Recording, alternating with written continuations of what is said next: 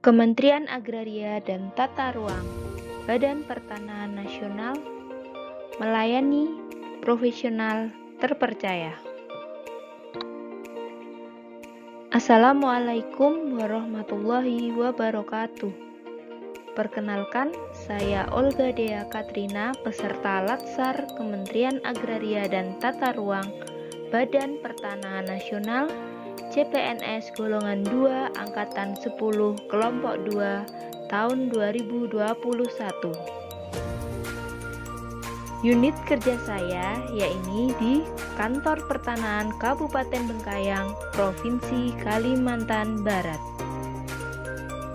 Pada kesempatan kali ini, saya akan memaparkan mengenai analisis isu kontemporer yang terjadi di lingkungan sekitar saya.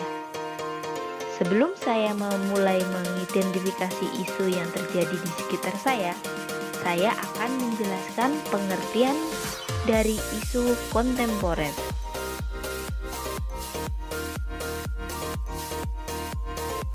Pengertian isu kontemporer.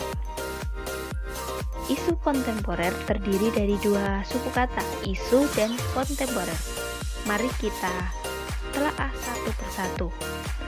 Pengertian dari isu adalah masalah yang dikedepankan atau topik yang sedang hangat diperbincangkan.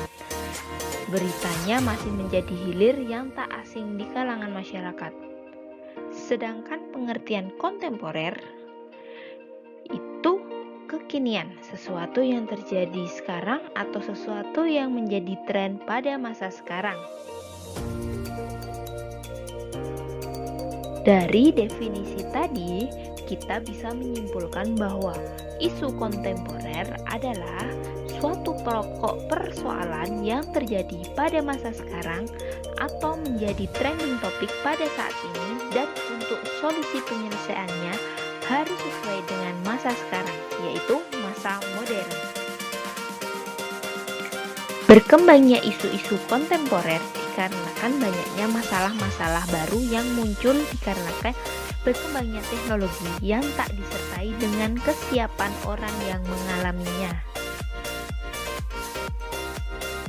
Saat ini, konsep negara, bangsa, dan nasionalisme dalam konteks Indonesia sedang berhadapan dengan dilema antara globalisasi dan etnik nasionalisme yang harus disadari sebagai perubahan lingkungan strategis. Termasuk di dalamnya terjadi pergeseran pengertian tentang nasionalisme yang berorientasi kepada pasar atau ekonomi global. Dengan menggunakan logika sederhana, pada tahun 2020 diperkirakan jumlah penduduk dunia akan mencapai 10 miliar dan akan terus bertambah. Sementara sumber daya alam dan tempat tinggal tetap, maka manusia di dunia akan semakin keras berebut untuk hidup agar mereka dapat terus melanjutkan hidup. Pada perubahan ini perlu disadari bahwa globalisasi dengan pasar bebasnya sebenarnya adalah sesuatu yang tidak terhindarkan dan bentuk dari konsekuensi logis dari interaksi peradaban dan bangsa. Berdasarkan penjelasan tadi, perlu disadari bahwa PNS sebagai aparatur negara dihadapkan pada pengaruh yang datang dari eksternal juga internal yang kian lama kian menggerus kehidupan berbangsa dan bernegara, serta berdampak pada nilai-nilai Pancasila, Undang-Undang Dasar 1945, NKRI, dan Bhinneka Tunggal Ika sebagai konsensus dasar berbangsa dan bernegara. Fenomena tersebut menjadikan pentingnya setiap PNS mengenal dan memahami secara kritis terkait isu-isu strategis kontemporer.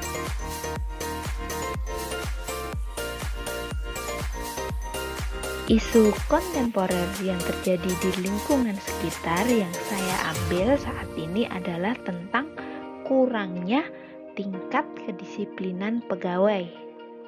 Ketidakdisiplinan PNS terlihat dari masih adanya PNS atau pegawai negeri sipil yang terlambat masuk kerja.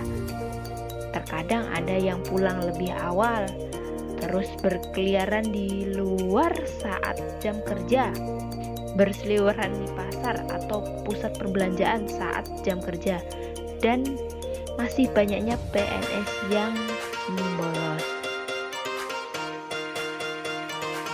Dampak rendahnya tingkat kedisiplinan pegawai negeri sipil. Rendahnya kualitas disiplin dan etos kerja pegawai negeri sipil bisa menjadikan akar penyebab pelayanan publik yang kurang berkualitas. Hal ini juga akan berdampak pada munculnya perilaku yang bisa menyimpang seperti korupsi, kolusi, dan nepotisme, sehingga dapat mengakibatkan kepada kualitas pelayanan publik yang tidak akuntabel dan tidak transparan. Selain itu, rendahnya tingkat disiplin juga dapat berdampak pada turunnya produktivitas kerja, tingkat absensi yang tinggi, dan adanya kelalaian dalam menyelesaikan pekerjaan.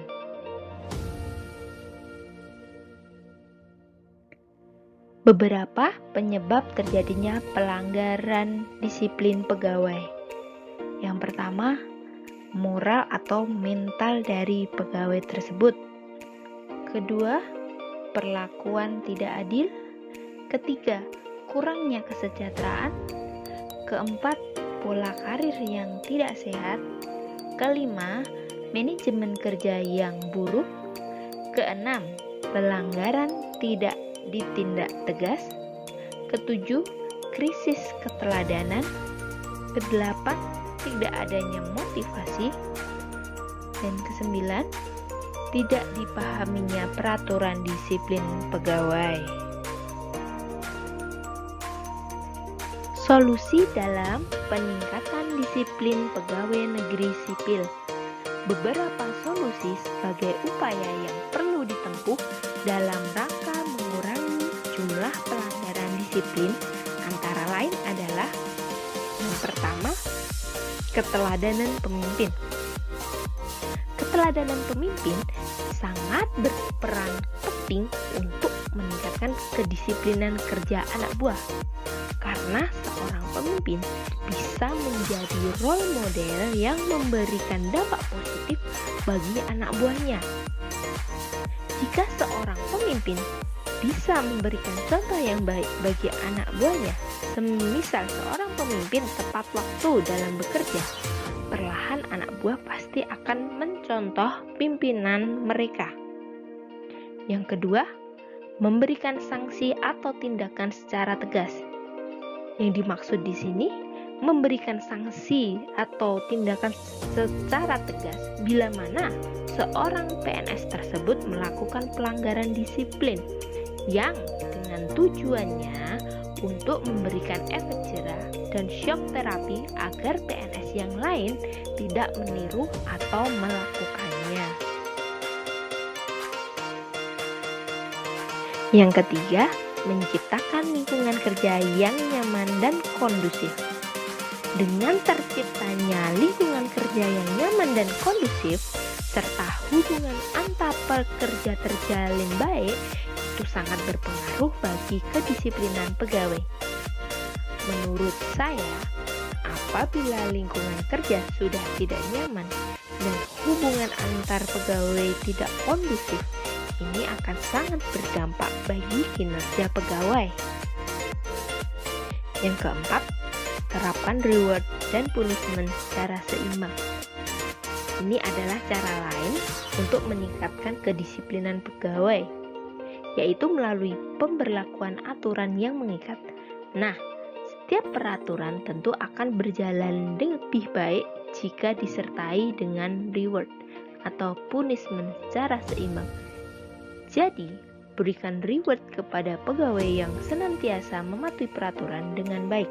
Sebaliknya, terapkan punishment yang tepat jika pegawai melanggar peraturan yang telah dibuat. Perlu digarisbawahi bahwa tips ini menitik beratkan pada kata seimbang.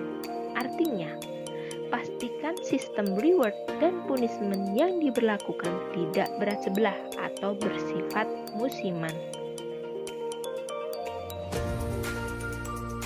Dari beberapa solusi di atas, menurut saya yang paling bisa memberikan dampak besar bagi kedisiplinan pegawai adalah dengan dibuatnya regulasi yang ketat serta dengan penerapan reward and punishment. Diharapkan dengan adanya solusi-solusi tersebut dapat memberikan dampak positif dalam peningkatan kedisiplinan.